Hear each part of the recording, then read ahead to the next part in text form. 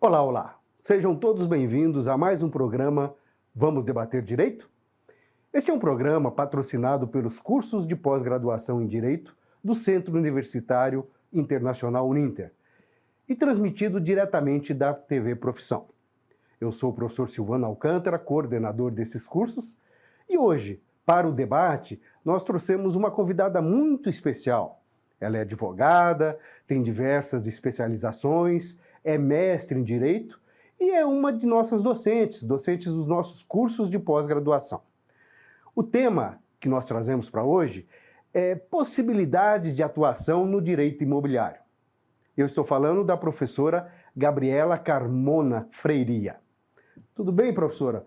Muito obrigado por ter aceito o nosso convite e estar aqui conosco hoje. Boa tarde, professor Silvano e aos demais aqui presentes. Eu que agradeço o seu convite. Muito obrigada por me receber.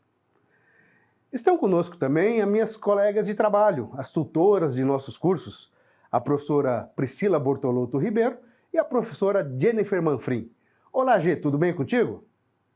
Tudo bem, professor Silvano, professora Gabriela, muito obrigada por ter aceito o nosso convite de estar aqui hoje. Olá, professora Priscila. Acredito que o tema de hoje será muito importante, não apenas para os operadores do direito, mas também para todos aqueles que querem trabalhar com o mercado imobiliário. Então, se você faz parte desse grupo, fique com a gente até o final, que vai aprender muita coisa com a professora Gabriela. Oi, Pri, tudo certo? Olá, professor Silvano, professora Gabriela, que ótimo tema. Tenho certeza que vai interessar muito aos nossos alunos e também aos nossos ouvintes, para que saibam o vasto campo que é o direito imobiliário. Não é mesmo, professora Gabriela? Obrigada por estar aqui conosco hoje.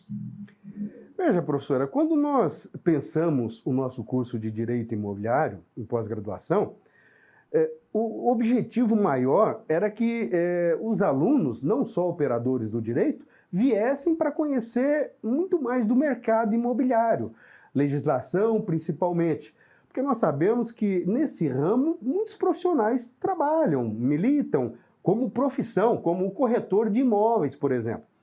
Mas às vezes determinados profissionais têm dificuldade em entender da legislação. Por isso que nós pensamos esse curso para que todos eles pudessem captar um pouco mais. E quando você nos trouxe esse tema, possibilidades de atuação no direito imobiliário, já colocamos, já teve muita interação, pensando assim, o mercado imobiliário, como disse a professora Priscila, é muito vasto. Então, que tipo de oportunidade talvez eu teria? Então nos diga lá, professora. Então vamos lá. É um tema que eu gosto muito pelo seguinte, a gente não vê tanto na faculdade, né, como o professor acabou de ressaltar para a gente aqui, a questão do direito imobiliário. Por que que a gente não vê muito?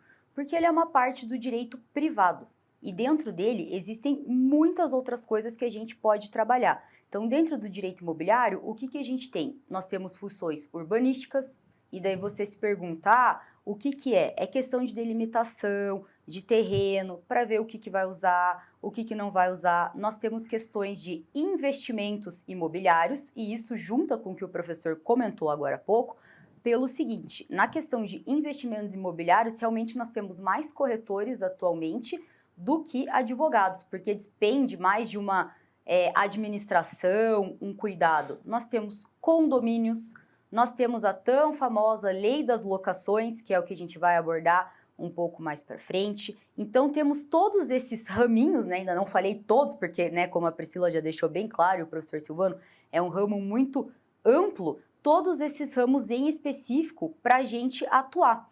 Então, é um ramo extremamente interessante. O que muitos alunos veem, o que eles trazem para a gente? A primeira pergunta é um ramo rentável?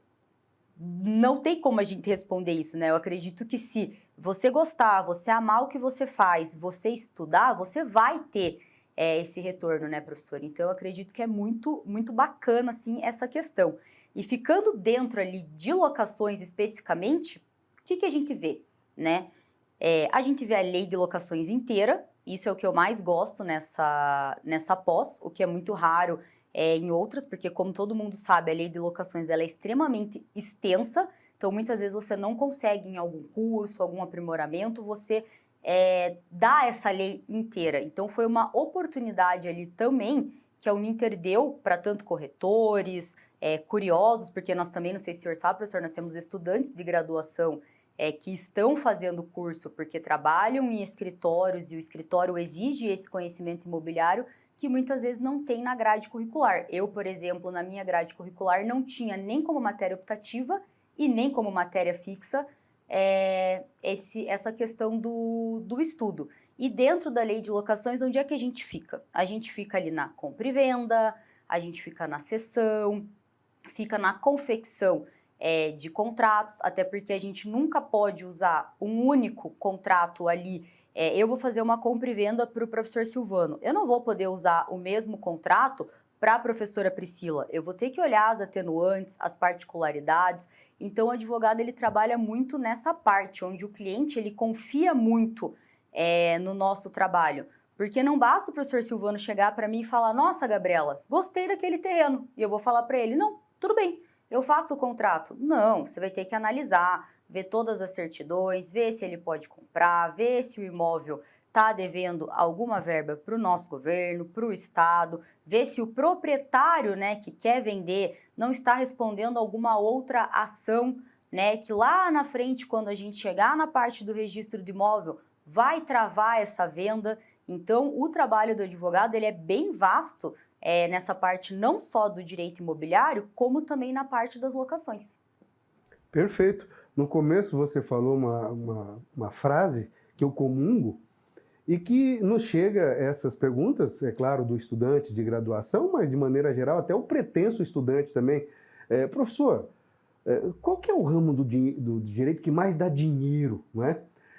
E aí eu comungo com você, penso eu, qualquer ramo pode dar dinheiro de qualquer profissão. Tudo depende de muito estudo, de muita dedicação. Por isso que nós encontramos, e aqui eu generalizo, profissionais e profissionais em todas as profissões, por assim dizer, inclusive no direito. Mas o direito imobiliário propriamente dito, e também, como você muito bem falou, ele abre um leque para muitas profissões. E uma delas é um nicho, de certa forma, ainda novo, mas a legislação já possibilita isso. É claro que depois, se em cada estatuto, convenção, mais propriamente dita, de condomínio, se tiver esse regramento, o síndico, hoje chamado, entre aspas, síndico profissional, que é dado também até pessoa jurídica ser síndico de um determinado condomínio. Nós estamos falando do direito imobiliário, nós estamos falando de um nicho à parte, na realidade, ou como possibilidade de atuação no ramo imobiliário. Veja, é muito vasto. Eu acho que vale a pena você prestar um pouquinho mais de atenção no que a professora Gabriela irá tratar conosco aqui. Mas em relação à locação propriamente dita, professora, não é muito fácil fazer um contrato de locação, por exemplo? Tem lá alguém que é proprietário de alguma coisa, o locador, e alguém que quer utilizar aquela coisa. Eu digo coisa como coisa mesmo, não é? Aí os dois se acertam em relação a valores, etc., e eles mesmos podem fazer um determinado contrato sem a ajuda de um profissional do direito. Será que um ou outro não pode ser prejudicado nesse sentido?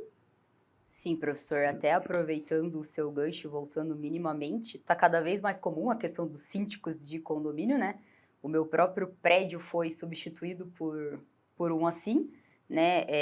O meu prédio ele é composto de 80% de idosos, então eles eram meio reticentes. Uma das empresas foi lá, se apresentou e demonstrou toda essa parte. O que eles tentaram mostrar? Esse nicho e vários profissionais. Então, por exemplo, como donos da empresa, nós temos lá um advogado dessa empresa, de síndico, nós temos um outro que ele é engenheiro, o outro que é arquiteto. Então, eles se juntaram e criaram essa empresa e onde eles administram os condomínios, né? Mais um ramo que cresceu bastante aí na pandemia e só tem a crescer cada vez mais. Vindo para essa questão da parte de locação, isso que o professor Silvano falou é muito comum de acontecer, até porque a gente vive na era digital. Então, o que acontece hoje em dia? Muitas vezes a gente não quer pagar um advogado, a gente não quer ter custo com uma hora técnica, ou a gente não quer uma revisão contratual e nem uma confecção, né? E são trabalhos que dependem de advogado particular. Não que a gente não tenha a defensoria e outras questões. A gente realmente tem, mas eles atuam mais em direito de família, criminal, né? É muito raro chegar uma pessoa na defensoria e falar, olha, eu preciso fazer um contrato de locações, será que eu posso ser assistido por vocês, né? Eu, particularmente, anos trabalhando na defensoria, nunca vi, né? E o que que acontece? Com essa era digital, o pessoal vai lá e digita o famoso modelo. Modelo de contrato de locação.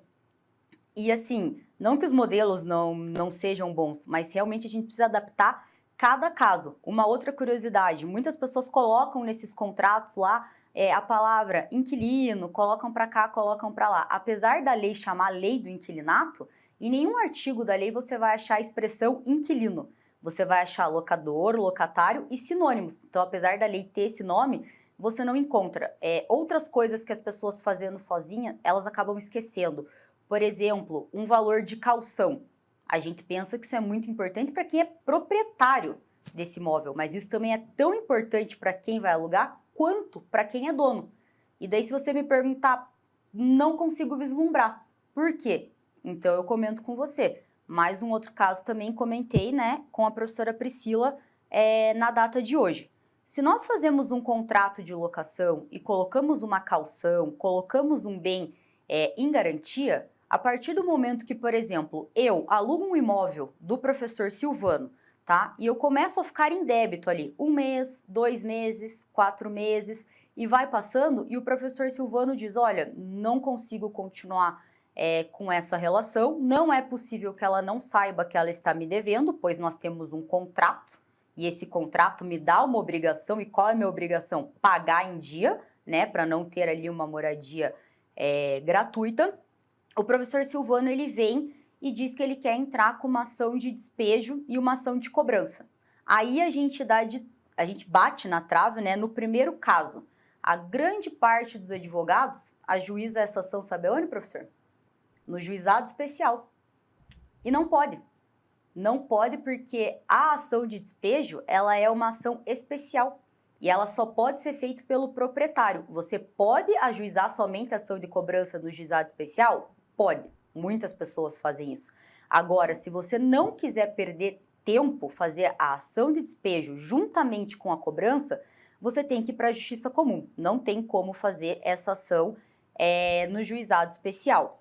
E retornando ao que a gente disse da caução, então o professor Silvano, né, ele gostaria de me retirar do imóvel e naturalmente receber os valores que eu estou devendo para ele. Então ele entra, né, com uma ação dessas. Então, no meu contrato com o professor Silvano, digamos que a caução ela foi de R$800, tá? O que isso tem de vantagem para mim na ação de despejo? A partir do momento que tem uma garantia, que nós temos uma caução ali, o professor Silvano, em tese, ele está impedido de pedir uma liminar, já, né, mostrando que eu devo e pedindo o meu despejo imediato.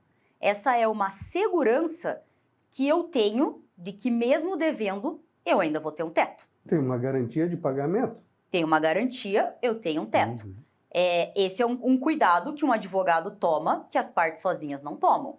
Um outro cuidado, um advogado ele acaba colocando também um bem em garantia e às vezes não coloca a caução. E por que um bem? Porque voltamos ao mesmo exemplo, o professor Silvano quer me retirar do imóvel. Beleza, o que a lei vai dizer pra gente? Digamos que ele esteja errado, né? Que ele contratou uma locadora e eu tenha pagado, esteja tudo correto, os valores não foram repassados para ele, tá? O que vai acontecer nessa questão? A minha liminar, para eu sair, ela até pode ser deferida, só que eu também não posso ser prejudicada, porque não pode só se julgar uma ação, ainda mais em decisão liminar, só com base na palavra do outro. Então, vai ser pedido para que o professor Silvano pague uma caução ali equivalente a 3 meses de aluguel. E esse valor será pago, né, depósito em juízo, vai ficar retido no processo até o final da demanda. Se comprovou no final da demanda que ele tinha razão, o valor volta para o professor Silvano. Se comprovou que não, que eu tinha pago, não era tudo isso que eu deveria, são realizados abatimentos. Então, uma outra segurança da gente não pegar aquela questão de modelo. E o que eu comentei anteriormente, que eu até falei com a professora Priscila, que eu achei que era um caso muito bacana, É o mesmo exemplo, né? Eu alugando o imóvel do professor Silvano, temos uma caução ali de R$ 800, só que na data que o professor Silvano ele ingressa com a ação para eu sair, o meu débito com ele já está em torno de R$ 3.200. Vejam que de 800 para 3.200 é um valor gigantesco. Isso que eu estou usando de exemplo, eu, professor Silvano, é um caso real, né, de uma decisão que saiu hoje.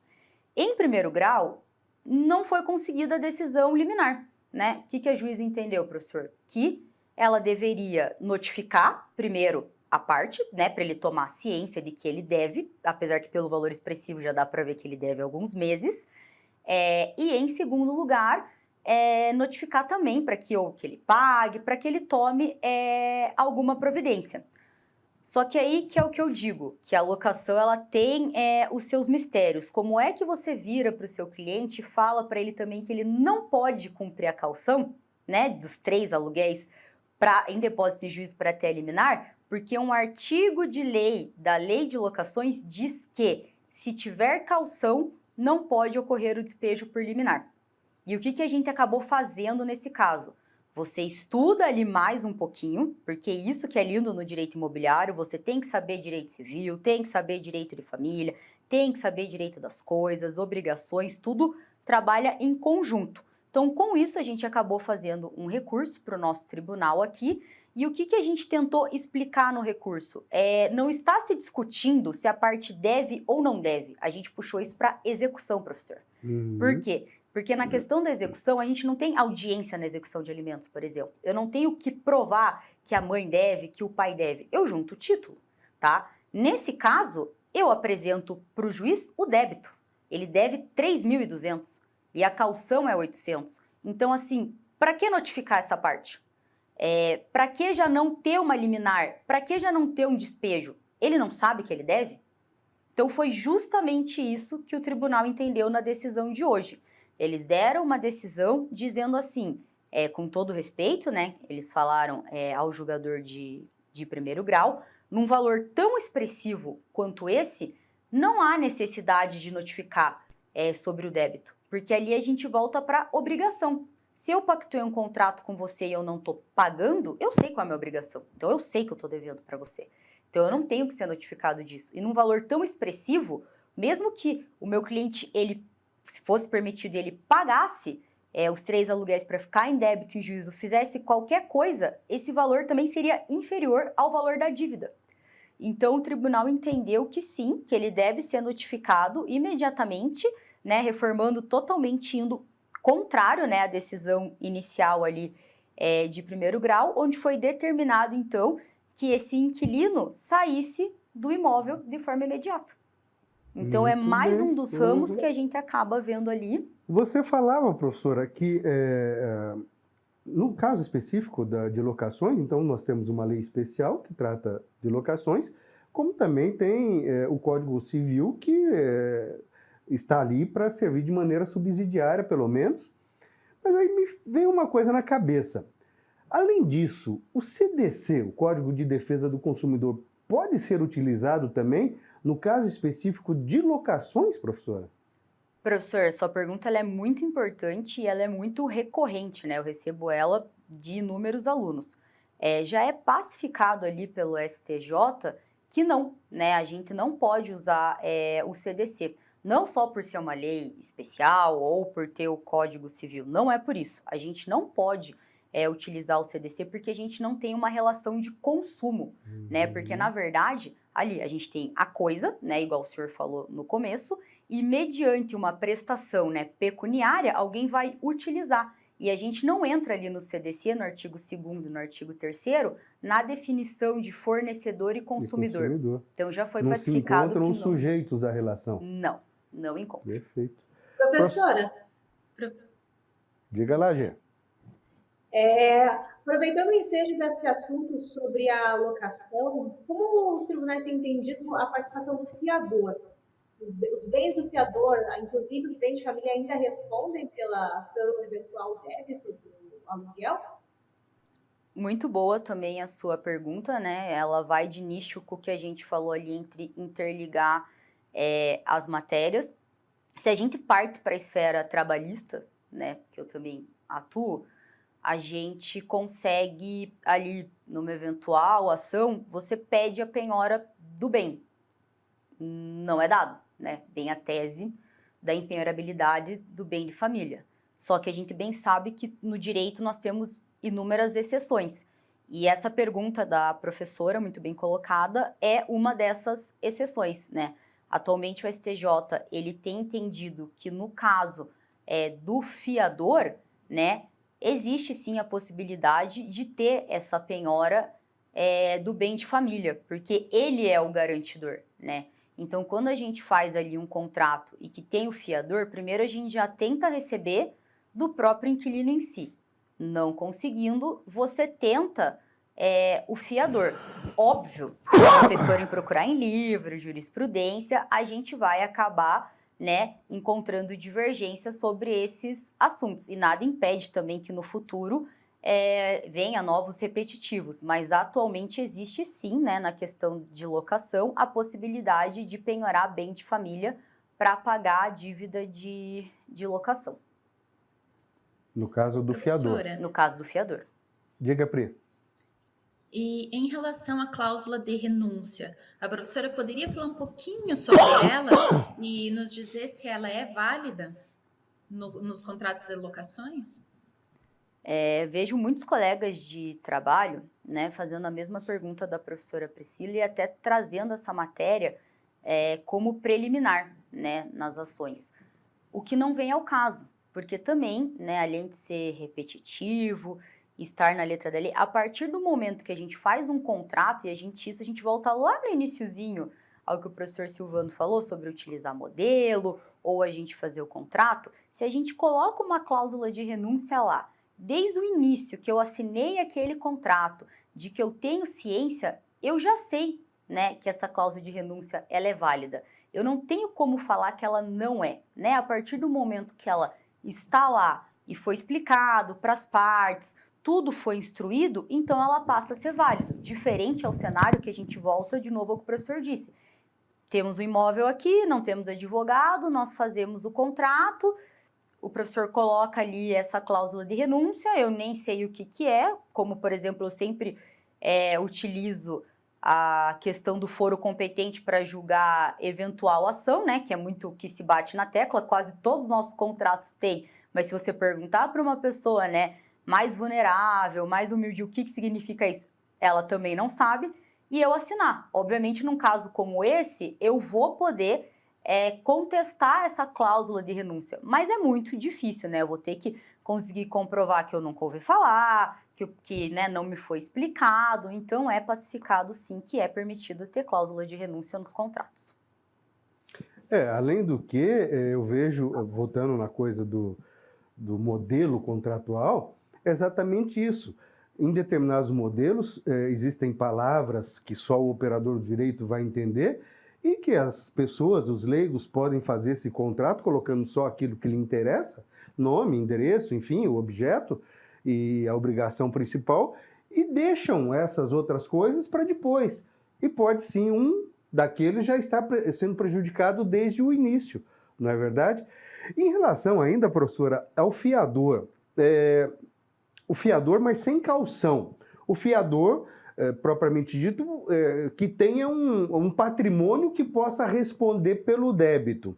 E aí você já falou que os tribunais têm entendido que o bem de família desse fiador pode responder. Mas vamos pensar assim, contrato normal, as partes fizeram o contrato e o locador exigiu o fiador, e o fiador juntou lá na época que tinha 2 bens imóveis, né?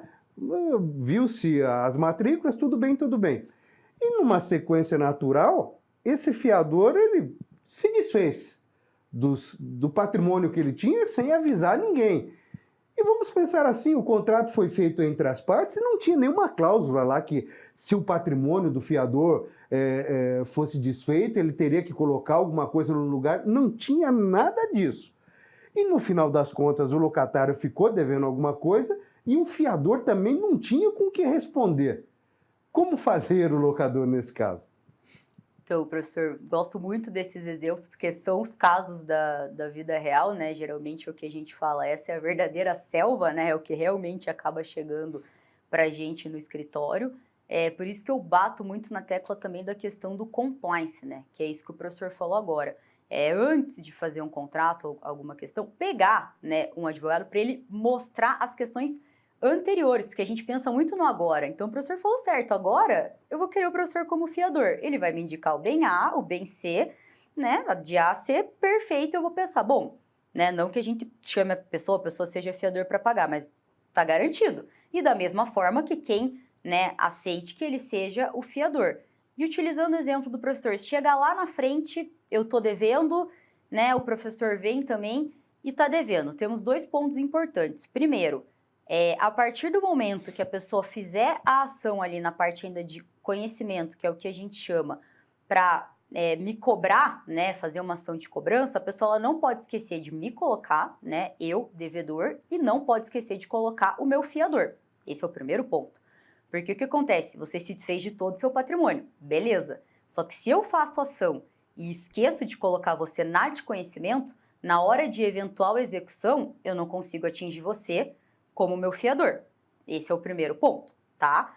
E depois que a gente tem uma sentença ali de conhecimento, a gente não tem como mudar, né? Então, assim, muitas pessoas, elas amam o juizado especial porque elas podem ir sozinha, mas até certo ponto. Porque muitas vezes eles chegam numa sentença e eles querem um milagre no recurso. Eu não posso trazer um fato novo que não foi abordado. Então, se eu não colocar ali o fiador e tudo mais na ação de conhecimento, eu não posso executar. Se eu coloco e chego na questão de execução e acontece o que o professor Silvano falou e eu não tenho nenhuma cláusula ali para proteger, eu não posso fazer muita coisa não. Eu vou ter que atuar de igual para igual com as duas partes, com duas partes que em tese não tem nada. Então assim, eu vou ter que ampliar a procura de bens. O que a gente tem feito hoje? A famosa teimosinha, né, na verdade, que nada mais é ali do que o robozinho que fica na nossa conta. Até esses tempos eu até fiz um print que saiu no Direito News, que um desembargador, ele colocou a teimosinha em todas as contas do devedor por 1 ano, né? Eu nunca tinha visto isso, eu sempre vi por 15 dias, 30 dias, e eles não avisam, né, o prazo, para caso alguém não saiba o que para caso caia qualquer valor, ele já seja bloqueado, já seja segurado. Como tá manjado essa questão, a gente vai para a questão do Renajude, né? Procuram-se veículos. A próxima parte mais fácil é procurar imóveis, né? Em nome das pessoas.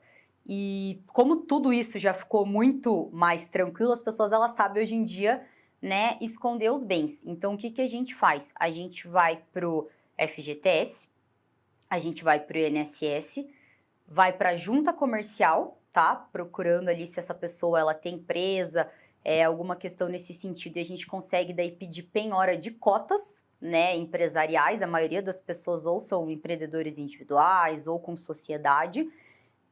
Que mais que a gente tem feito? Indo atrás de investimentos, né? Se pede para que seja levantado dos bancos digitais todos os investimentos, e já conseguimos chegar também em investimentos fora do Brasil, professor.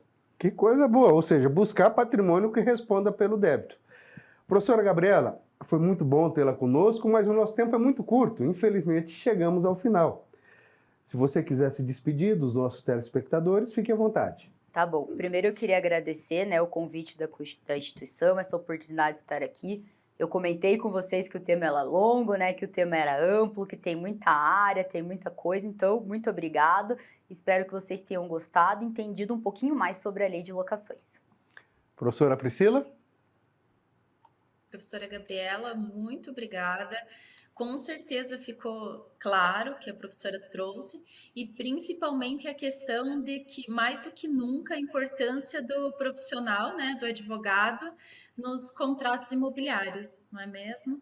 Então, muito obrigada aí pelo programa de hoje. E professor Silvano, professora Jennifer, é sempre um prazer estar aqui com vocês.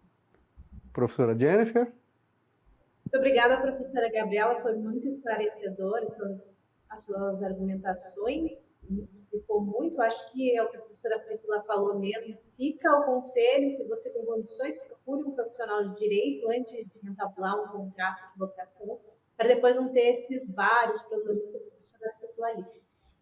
Muito obrigada também aos meus parceiros, professora Silvana e professora Priscila, mais um programa de sucesso. Muito bem. Novamente, professora, muito obrigado por tê-la aqui conosco.